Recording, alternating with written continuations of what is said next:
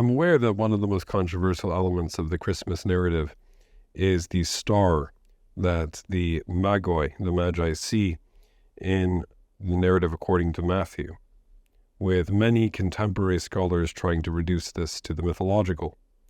Well, needless to say, I believe in the authority and historical reliability of the New Testament.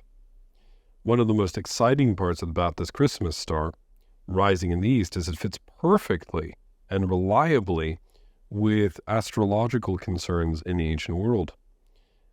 It was the business of the courts of any ancient monarch or city-state to consult the stars, which included the planets at the time, for portents, whether it related to battle, a royal marriage, or a royal birth.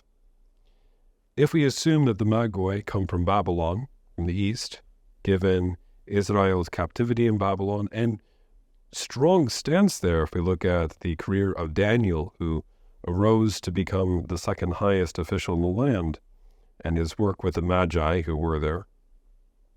What's interesting is there was a Babylonian custom to see a reactive, according to a Catholic apologist, Jimmy Akin, a reactive understanding to the effects of the stars.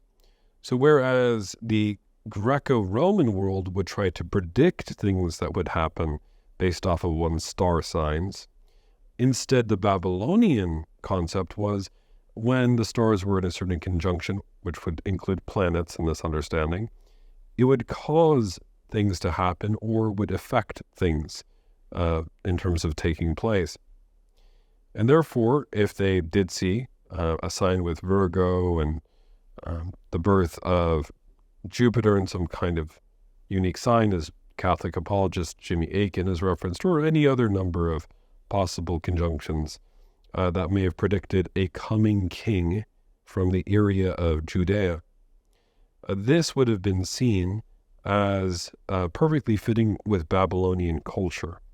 And of course, the magi, whom we can pronounce in the Greek as magoi, were themselves deeply committed to that kind of learning. We know, according to Herodotus, that they were, as advisors to kings, and in some sense as kingmakers, a very real group of people who existed at the time.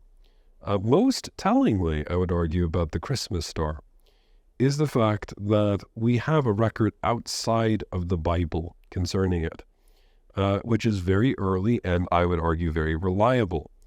Ignatius of Antioch, not a household name, was the disciple of the Apostle John. And we know this from second century sources.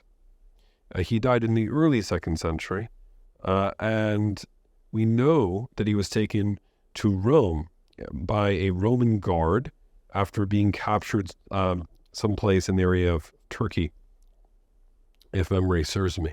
What's curious about Ignatius of Antioch is he was such a high-profile prisoner that he would be dragged literally halfway across the empire, which means that some of the later legends about him perhaps coming afoul of the emperor personally are not necessarily off the mark.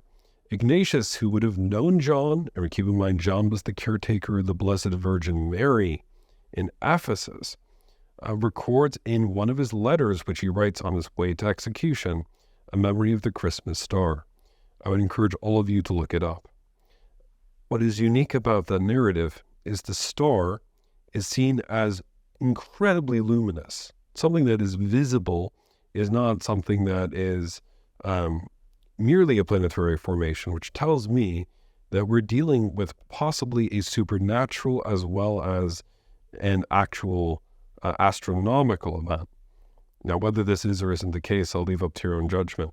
What's interesting is if Ignatius is referencing it in such a strong detail in relationship to the incarnation of the one whom Ignatius acknowledges as God, born of a virgin, our Lord Jesus Christ, then we can demonstrate, given that chain of custody, from Jesus himself to John the disciple, caretaker of Mary, Mother of God, to Ignatius, that the record contained in Matthew's gospel about the star is historically reliable, and that we can trust it as an early eyewitness source of the life of Christ.